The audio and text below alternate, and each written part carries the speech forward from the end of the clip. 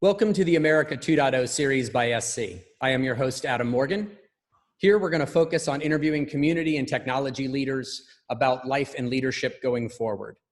The world changed in 2020, and we really want to highlight and celebrate strong leadership in our short-form web series. I'm pleased to be joined today by Steve Hagood. Steve is the CIO of Trane Technologies and was the CIO of Ingersoll Rand prior to their spinoff. Beyond his extensive leadership experience within the Charlotte technology community, he is a board member of Aparo and Nibco. He can also count CIO of the Year numerous times to his list of accolades. And more importantly and selfishly, Steve is a good friend of mine. So Steve, thank you for joining us. It's my pleasure, Adam. Good to be with you. Let's start and talk about, in light of the pandemic today, a global crisis, and us working and living in quarantine. How do you think you've changed as a person, both as a spouse, as a parent, as a friend? That's a great question, Adam. The first things that come to my mind are, quite frankly, really appreciating the things that you already would know are most important in your life. You get a moment like this, and it just emphasizes what's really important to you and really what should be important in our lives. That's our family, our friends, the people that we do work with who are also our family, and, being really empathetic. I feel like it just makes you appreciate the people you have in your life, the people you love. I tell you, simple things like just sitting on our back porch and having a dinner outside in the beautiful weather with my wife, in the hustle bustle of a day in our normal lives, a lot of times you don't get to do that. So look, just enjoying the simple pleasures again, quite frankly, having a beautiful day like today, it's nice and sunny, appreciating that, acknowledging that. So I think it's really honing in on, family and friends, and just kind of going back to appreciating some of the simple things that we might take for granted because we're just moving so fast in our daily lives. Yeah, I couldn't agree more. Absolutely. Do you think this process and what's gone on has changed you as a leader? Do you view your role differently now? Adam, I don't know that I view my role different. I would absolutely tell you, at least for me personally, leaning into the leadership qualities that, I already aspire to, that I already value in other leaders. Things like being an empathetic leader, looking to be a servant leader, really looking to listen first to your people, to listen to them rather than talking, to them first. Those types of leadership qualities that I really admire, it feels like those are even more accentuated in a time like this when you can't physically be face to face. So I would tell you, I don't know that I've changed my leadership, but it's really accentuated my desire to want to be empathetic to the folks that work with me and work for me. I really want to listen well. I want to be sensitive that they're all working from home now, and they might have smaller children running around in the background, crying or needing mom or dad's attention. They've got a lot going on in their personal lives. So just being sensitive to that as I'm on all my, my remote business calls now. Yep. I find I'm a little more attuned to that. I guess you might think of it as, if one of your five senses gets dulled out a little bit, the other four seem to take over. Mm-hmm. A lot of times I feel like that's what's happening. We were even accentuating more of those types of leadership traits that I think we would value anyway. That's actually a perfect segue, I guess, to my next question would be, are there changes in how you're conducting your business that you think are going to become permanent, even after life kind of reverts back to normal? Yeah, I think that's a great question too, Adam. Look, I think what's interesting is, video conference technology, remote capabilities have been with us for many, many years. Mm-hmm. But I don't know that on the whole, as a society, we've really embraced those video conference capabilities. We've really embraced remote working like that. Now, I know some of us do that in a normal, already, But for a large part of us, we still go into an office. We still sit in meetings with people face to face. I think what's really going to change now is the awareness and the understanding, and just quite frankly, the living practice that working remote is pretty much just fine. We're actually able to be really, really productive using video conference tools. You and I are doing this, via video conference, virtual chat.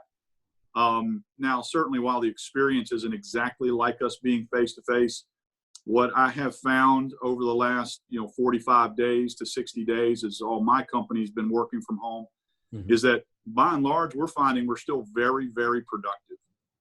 And so we're really rethinking, our idea that you have to travel and you have to be face to face for so many things. I think more permanently, after things settle down and we get back to some more normal, quote unquote, way of life, I see video conferencing and this remote kind of connectivity being much more ingrained in the fabric of how we're going to do business going forward. Yeah, it's funny you say that. Well, there's a number of meetings we historically would have had in person that happened then over a web meeting. I've also found that I've had a series of calls that would have been just conference calls that instead became web meetings. And it's been really enjoyable, where we've bonded and I've been able to interact with people visually that otherwise wouldn't have happened because it was just scheduled to be a phone call historically. So completely agreed. You bet. You bet. Last question, and I'm going to do my best to keep us in a short form format as promised and not eat up too much of your day. The response of governments globally to COVID-19 is unprecedented, right? It's a scale that none of us have ever seen. What would you like to see us do going forward to be better prepared next time, either you as an organization or frankly as a society? Yeah, sure. Well, first I would offer, I actually feel like when you consider the global nature of this pandemic and quite frankly, how well I would say the world as a community has come together to rally around common actions and common responses, even though they're taking those responses maybe country by country or, state by state in the United States case, or even, city by city, county by county. The actions we seem to be taking are very similar, right? We're wanting to shut down areas where, lots of people would congregate together. I'm actually, to be honest with you, I'm impressed with the way the world community has come together to respond to this and to respond to it in an overall, I'd say, consistent way. I do think that as we go forward, I'd sure love, and this is just my personal view, I'd love for us to continue to work well together and not so much,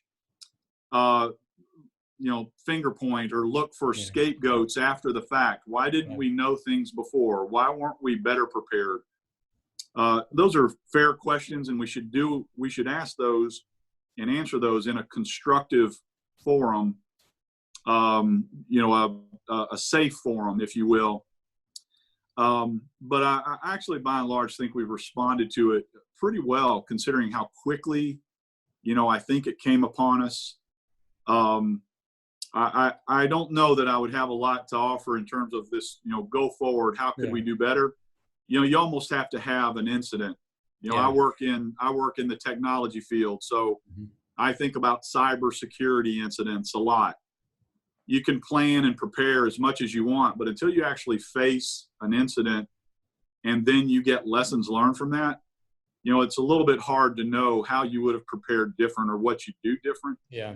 Maybe that's the point. I would like to see us do some really good lessons learned and really bake that into our kind of crisis management and risk management plans going forward.